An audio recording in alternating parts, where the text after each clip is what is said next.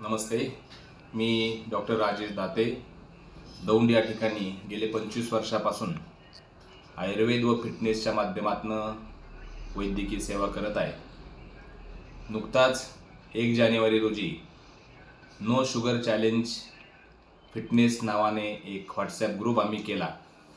त्याला भरभरून असा प्रतिसाद मिळत जवळपास 900पेक्षा जास्त लोक आज त्या ग्रुपवर आहेत.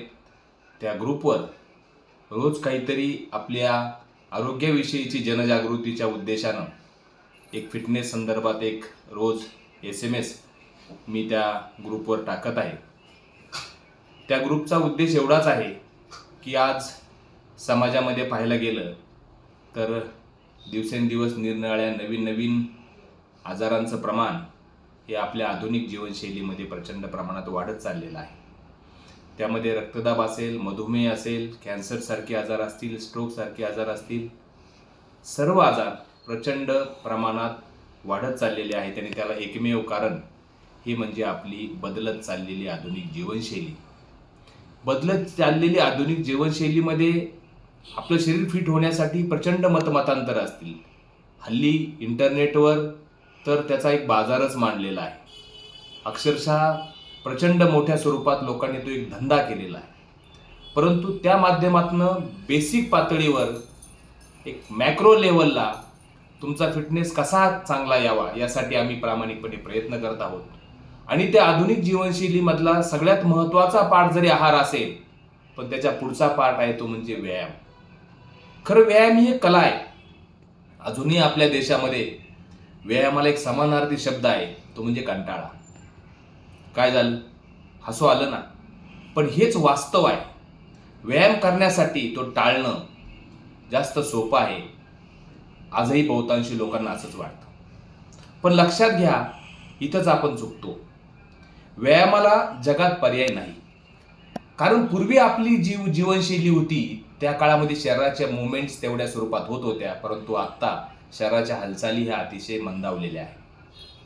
सर्वसाधारणपणे लोकांना व्यायाम टाळण्यासाठी बरेच कारणं द्यायला आवडतात. जसं की माझं शेड्यूल खूप बिझी आहे, त्यामुळे मी व्यायाम करूच शकत नाही. मला खूप घरकाम असतं, मला व्यायामाची गरजच नाही. विशेषतः स्त्रियांच्या बाबतीत हे आपल्याला ऐकायला मिळतं. मला रात्री झोपच येत नाही, मग मी सकाळी उशिरापर्यंत मला झोपावं लागतं, त्याशिवाय झोप कशी पूर्ण होणार, त्यामुळे मी व्यायाम करू शकत नाही. मला तर शिफ्ट ड्युटी असते, त्यामुळे मला त्याचा ताळमेळ जमतच नाही. माझी कंपनीत खूप चालणे होते, त्यामुळे मला व्यायामाची गरजच नाही. व्यायाम केला की माझं अंग दुखतं. मी तर रोज 4 किलोमीटर चालतो, पण माझं वजनच काही केल्या वजन कमीच होत नाही. लठ्ठपणा ही आमच्या घरातली सर्वांची टेंडन्सीच आहे, त्यामुळे व्यायाम करून काही फायदा नाही. त्याच्यानंतर मी मुळातच जेवण खूप कमी करतो किंवा जेवण खूप कमी करते. आठवड्यातून माझे 3 उपवास असतात, त्यामुळं व्यायामाला मला गरजच नाही, असं बरेच लोक समजतात.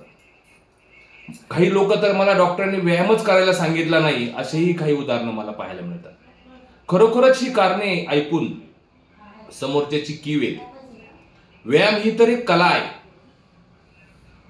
पण व्यायाम हा फार चतुराईने व स्मार्टपणे करायला हवा, तरच त्याचा योग्य तो फायदा हा आपल्याला मिळतो. व्यायामामुळे काय होतं नेमकी? स्नायूंचं बळ वाढतं. तुम्हाला वजन वाढवायचा व्यायाम आहे, वजन कमी करायचा व्यायाम आहे, एखाद्याचा आजार बरा करायचा व्यायाम आहे, मन शांत करायचा व्यायाम आहे, हृदय मजबूत करायचा व्यायाम आहे, फुफ्फुसाची शक्ती वाढवण्याचा व्यायाम आहे, शरीर सौष्ठव मिळवण्याचा व्यायाम आहे, आपली फिगर चांगली बनवण्याचा व्यायाम आहे, आणि रोग प्रतिकार शक्ती सुद्धा वाढवण्याचा व्यायाम आहे. असे निरनिराळे व्यायामाचे प्रकार आहेत. आणि हे सगळं साध्य होतं ते एक स्मार्ट व्यायामानेच ते शक्य होतं. आता स्मार्ट व्यायाम म्हणजे तरी काय?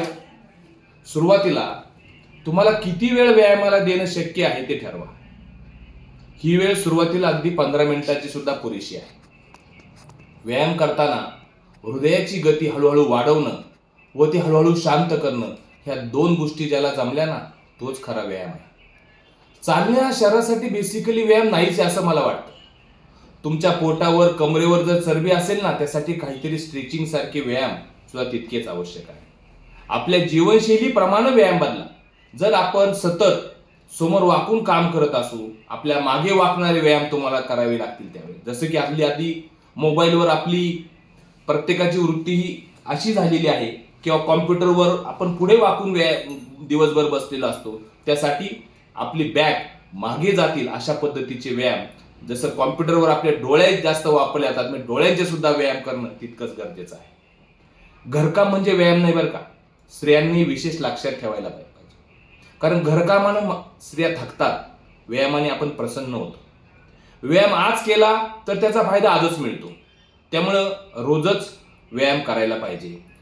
काही लोक इतिहास सांगतात, मी माझ्या काळात एवढे डोंगर चढायचो, मी माझ्या त्या तरुणपणात एवढं वजन उचलायचो, त्यावेळेस माझी एवढी सिक्स पॅक बॉडी होती. इतिहासात जाऊन उपयोग नाही हो. तुम्ही वर्तमानात काळात तुमचं शरीर आणि तुमचं व्यायाम कितपत करता याला फार महत्व आहे. व्यायामात कायम बदल असायला हवा. व्यायाम हा कॉम्बिनेशन मध्ये असायला हवा. म्हणजे कधी दोरीवरच्या उड्या असतील, कधी योगा असेल, कधी मेडिटेशन असेल, कधी रनिंग असेल, कधी सायकलिंग असेल, कधी सूर्यनमस्कार असेल, कधी प्राणायाम असतील, कधी निसर्गाच्या सानिध्यात जाणं असेल. या सर्वांनाही व्यायामच म्हटलं जातं. नुसताच व्यायाम नाही, पण रोजच्या हालचाली सुद्धा तितक्याच महत्वाच्या आहे. तुम्ही रोज व्यायाम करता, परंतु ड्युटीवर गेल्यानंतर एकाच खुर्चीवर वारंवार तासत बाटता, पाणी उचलायला सुद्धा तुम्ही उठत नाही.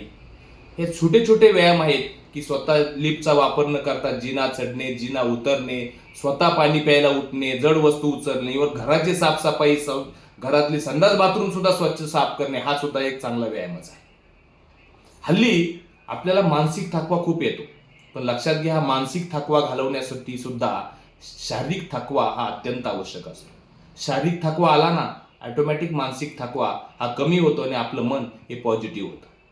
आपल्याला हव्या त्या वेळी हवा तेवढा व्यायाम जरी केला ना तरी तो खूप होतो.